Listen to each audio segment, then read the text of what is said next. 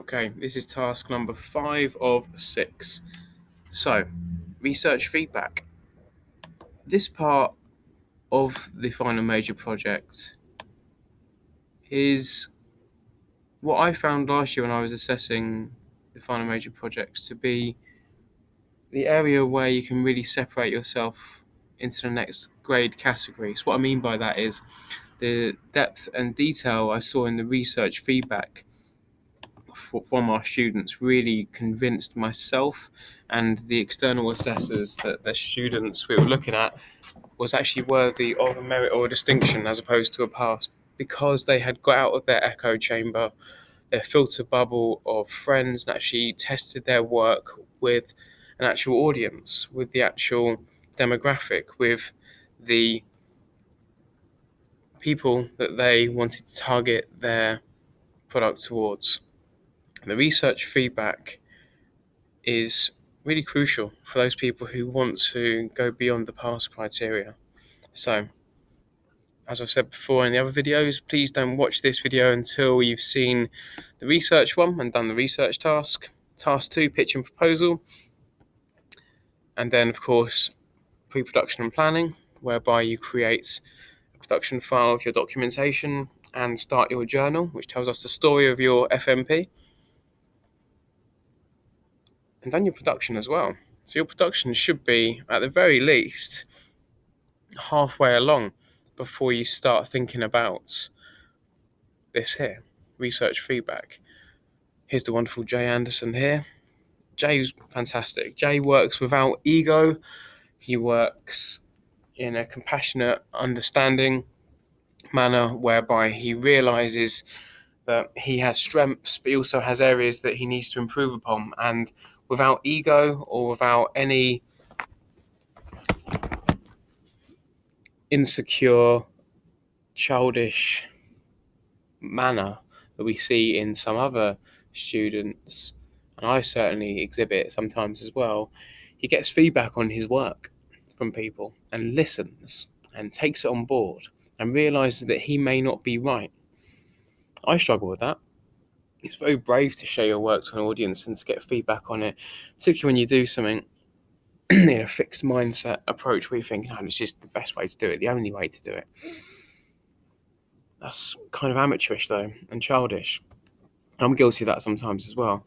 What Jay does incredibly well is he does work and he gets constant feedback from people. What do you think about this? How can I change this? What do you think? What other ideas have you got? What other examples have you seen in industry that could elevate my work? What other perspectives or people or software or equipment or ways of writing that line could I try? He listens, he's present, and he takes on that research feedback. Got a strong merit for his FMP, Jay, much deserved, partly because of the research feedback. So,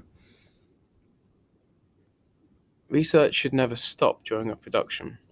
There's been some times in the first year whereby I've noticed the research has been somewhat tokenistic, doing it just to get to the production in the first 5 projects this year. Your feedback has pointed that out, if that's been the case.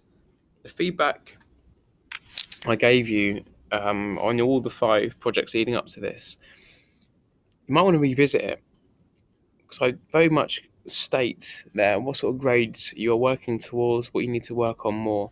And for many of you, research is that thing you need to work on more. I'll be helping you, as will Dan and Tom, throughout the projects, but it's important you come in on your days off, come into my lessons if you want, to get that extra support and help and one-to-one to ensure your research is where it needs to be. Look at the merit and distinction work I've put in the classroom. You'll see literally what merit and distinction looks like. It will help you massively. Anyway, research should never stop during a production because it helps improve the quality of the product. You've got to be agile and adaptive according to what happens. I want you to gather a range of market research on your product to assess the quality of your product. What I mean by that is showing a private viewing of a rough cut to an audience, not just your friends. Let me make that very clear. Don't just show that to your friends, your echo chamber, filter bubble of friends who go, yeah, it's all right. probably because they're in it and they can't see it objectively. People who aren't you. Ollie, in the second year, showed his music video to a group of art students, about 5 to 10 of them. Got some feedback that was challenging for him, but he made some adaptations and improved his end product to being a merit because of the research feedback. The fact he listened and went through that process elevated his work beyond amateur into professional level, or certainly near professional at the very least.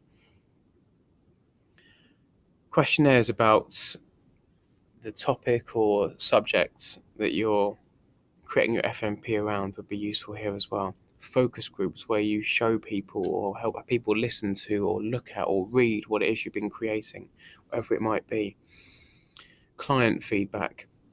Now, this might be from myself, it might be from Dan or Tom, it might be from Vicky or Peter. I know I don't teach you directly anymore this year, but getting feedback from a professional would be of use.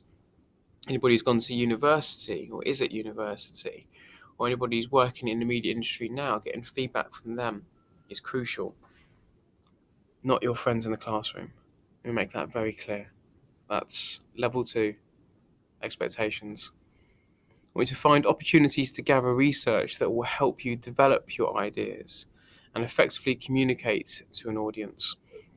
So what I mean by that is when things aren't necessarily going the way you want them to, and that will happen on the final major project. Let me just state that very clearly again. It will happen that your project will not go the way you want it to. You have to adapt and you have to tweak it and improve it. That's inevitable.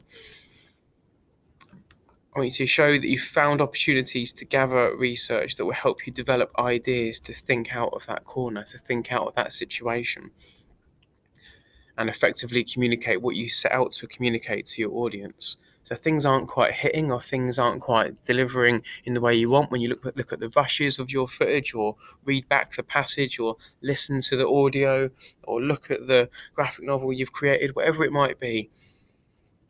If something isn't quite landing or hitting in the way you want, what are you going to do about that? What opportunities are there to gather research that will help you develop your ideas? Show me you've done this. Show me you've got perspectives from other people. Maybe the second years can help you because the second years have gone through this process.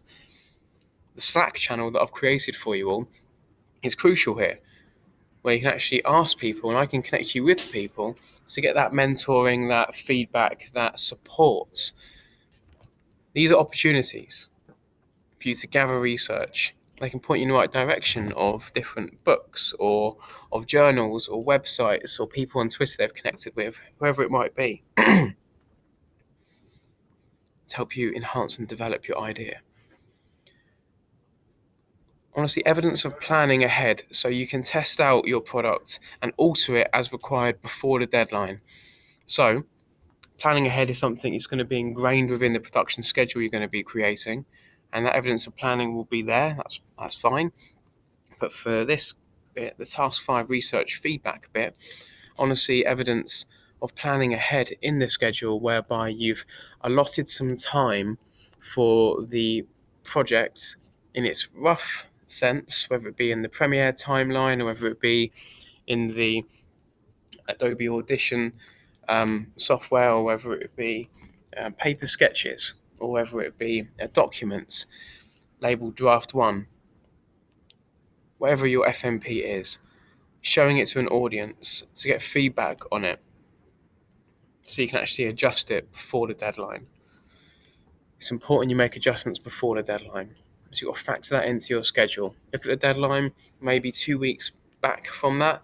You need to factor in time for you to actually adapt and alter and modify and put on the gloss, as it were, of your final major project. The submission evidence for Task 5 research feedback is as follows. Your journal and annotated results from research that demonstrate that you have reviewed and interpreted a range of research sources, taken on board research from different sources, whether that be questionnaires, focus groups, interviews, whatever it might be. It might be a forum chat group on Reddit. It might be a Discord or a Slack channel chat you've had with people about your idea. It might be a podcast or video of you talking to somebody about your project. It might be a recorded focus group of you showing your work to someone before the deadline.